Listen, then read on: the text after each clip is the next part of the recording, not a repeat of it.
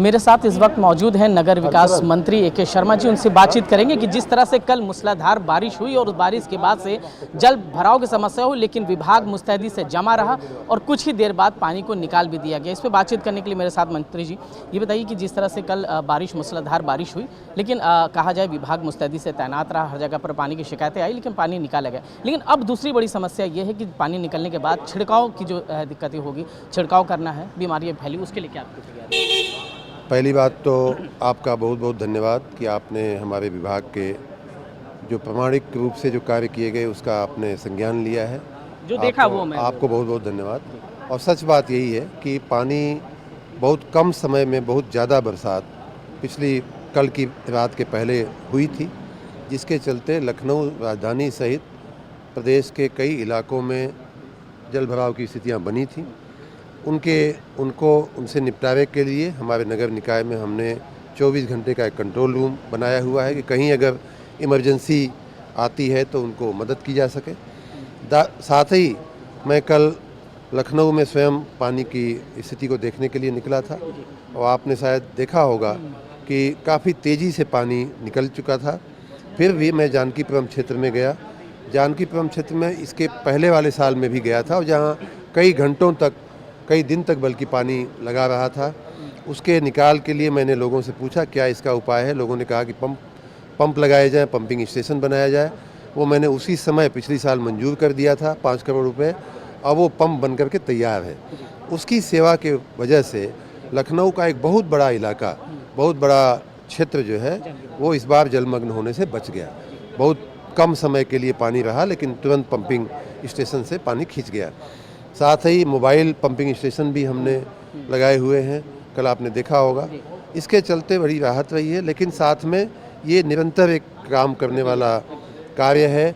लोगों ने कहा कि साहब आप पंपिंग स्टेशन लगा करके पंप तो कर रहे हैं, लेकिन आगे और भी कहीं रुकावटें हैं जिनको दूर करना चाहिए। उसके लिए भी हमने एक PWD की रोड को शायद काट करके पुलिया डालना पड़ेगा। उसके लिए हमने कल ही स्थल पे ही 2 करोड़ रुपया मंजूर कर दिया।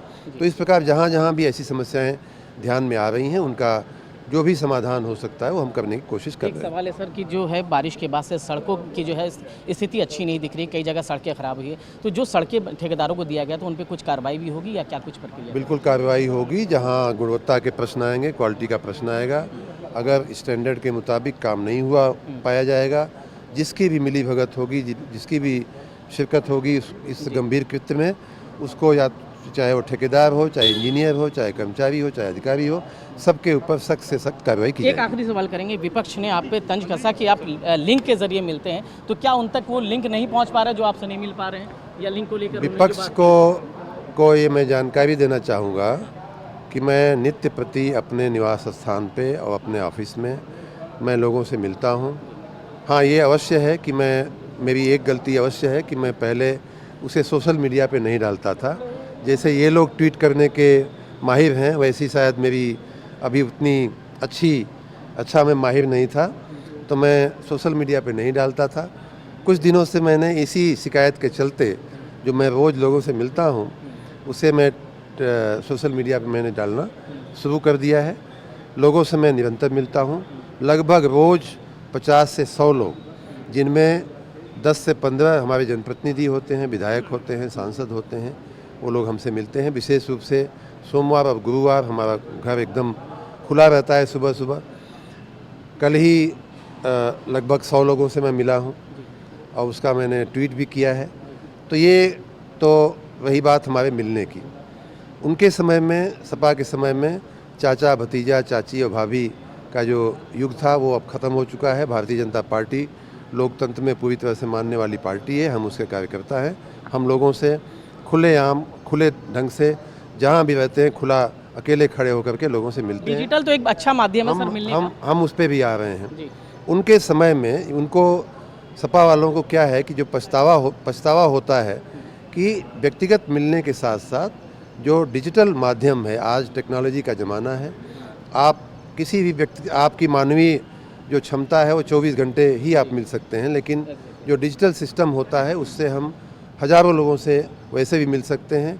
तो हम उसका भी उपयोग कर रहे हैं। उन्होंने अपने समय में नहीं किया, वो समय के साथ नहीं चले, टेक्नोलॉजी के साथ नहीं चले, वो बाबा आदम के ज़माने में चले और आजम के ज़माने में चले, तो उसके लिए मैं जिम्मेदार नहीं हूँ। वो उन्हें अपना घर ठीक करना चाहिए। मेरा व्यक्तिगत मिलने के साथ साथ डिजिटल प्लेटफॉर्म हमारे कई हैं। संभव करके हमारा एक प्लेटफॉर्म है जिसमें मैं हर दो बुधवार को मैं लोगों से सीधा इंटरेक्ट करता हूँ। तेज करके हमारा प्लेटफॉर्म है जिस पे कोई भी व्यक्ति हमसे मिलने के लिए समय मांग सकता है। तो इस प्रकार डिजिटल का जो माध्यम है, प्लेटफॉर्म है, वो एक अतिरिक्त व्यवस्था है, वो एक एडिशनल अरेंजमेंट है जिस पर किसी को आपत्ति नहीं होनी ये चाहिए। माना जाए कि सपा वाले भी डिजिटल के जरिए मिल सकते हैं आपसे? डिजिटल के जरिए भी मिल सकते हैं, फिजिकल भी मिल सकते हैं। धन्यवाद। मेरे साथ इस वक्त AK शर्मा मौजूद थे, जिन्होंने ये कहा कि जिस तरीके से डिजिटलीकरण का इस्तेमाल किया जा रहा है, जो भी लोग मिलना चाहते हैं और हर समय मिलते हैं, और जिनको भी मिलना है वो आके मिल सकता है, वो आवास में मौजूद रहते, उनकी जो भी समस्या है उसको प्राथमिकता से सुनी जाएगी। मेरे सहयोगी पृथ्वी अरोरा के साथ मैं फैज़ अहमद, UP की बात, लखनऊ।